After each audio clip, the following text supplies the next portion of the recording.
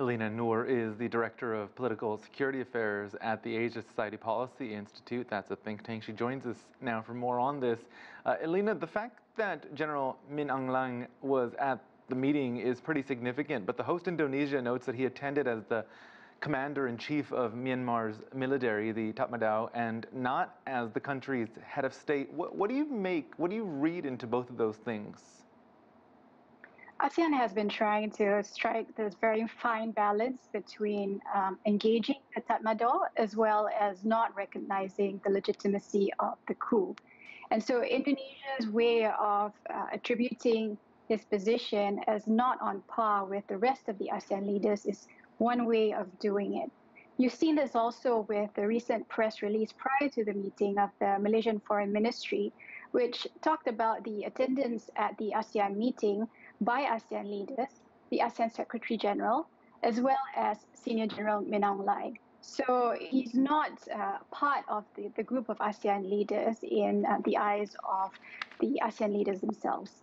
The ASEAN Secretariat said on Saturday evening that there had been a consensus on several points, an immediate cessation of violence, constructive dialogue to reach a peaceful solution, the appointment of a special envoy from ASEAN, and humanitarian assistance to be provided by ASEAN.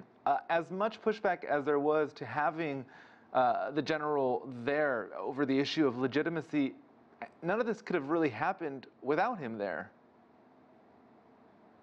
That's true. And despite the protestations of Myanmarese people on the ground fighting against the coup, the necessary precondition, any necessary precondition for making some sort of breakthrough in the long run in Myanmar would have to involve the junta. Unfortunately, they are part of the problem, and therefore they have to be part of the solution. And I think what we've seen with the ASEAN meeting is not so much a recognition of the legitimacy of the coup by any means, but a recognition of this very fact that needs to be addressed on the ground. There was indeed some ASEAN members breaking with precedents by calling for the release of Aung San Suu Kyi, but I also want to focus beyond ASEAN to China, which is not a member but is included in what's called ASEAN +3, and Foreign Minister Wang Yi has been involved in some of the diplomatic talks. He said a few days ago that he hoped the Jakarta meetings would provide a soft landing. Beijing's approach on display, a stark contrast from Washington's.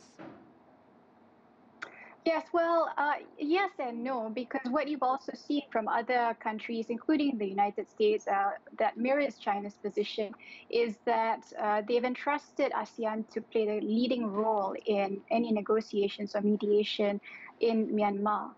And the point that you raised about Wang Yi being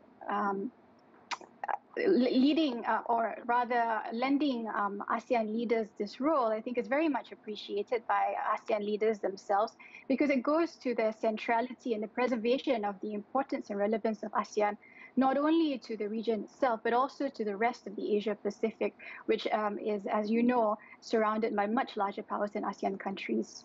Indeed, China being one of those, and has some of its own concerns, I imagine. It shares Myanmar's northeastern border. How likely is that continued instability in Myanmar might spill over that border into China?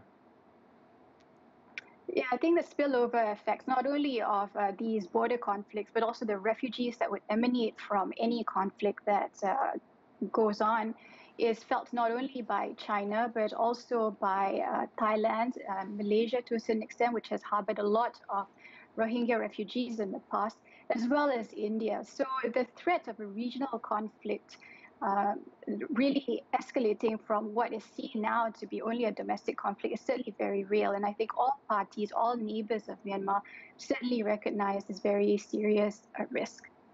Elina Noor from the Asia Society Policy Institute, thank you for your insight. Thanks for joining us.